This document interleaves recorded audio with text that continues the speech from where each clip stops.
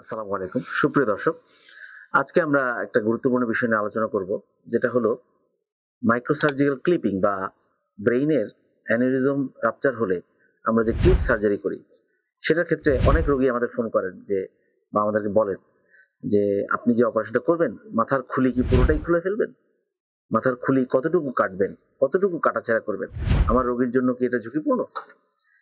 আজকে সেই প্রশ্নের উত্তরই দেওয়ার চেষ্টা করব।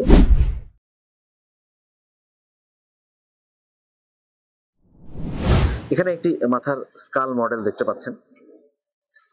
এখানে দেখতে পাচ্ছেন যে আমাদের এই খুলিটি আমাদের মগজকে প্রতিরক্ষা করে।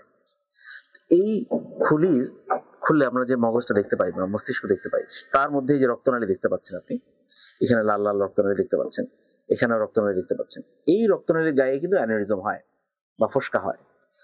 আমরা যেটা করি, এখানে আমাদের অবস্থান অনুযায়ী, ফোস্কা অনুযায়ী আমরা শুধুমাত্র এখানে যদি আমাদের অ্যানিউরিজম হয়, এই রক্তনালীতে দেখতে পাচ্ছেন আপনি লাল, এখানে রক্তনালী, এখানে যদি অ্যানিউরিজম হয় তাহলে কিন্তু আমরা শুধু এই জায়গার হাড্ডিটাই অল্প একটু কেটে আমরা ওখানে পৌঁছে যাই এবং আমরা ক্লিপিং করি। আবার যদি এখানে কোনো রক্তনালী হয় সামনের দিকে, তাহলে কিন্তু শুধু এই জায়গাটা কেটেই আমরা ঢুকে পড়ি।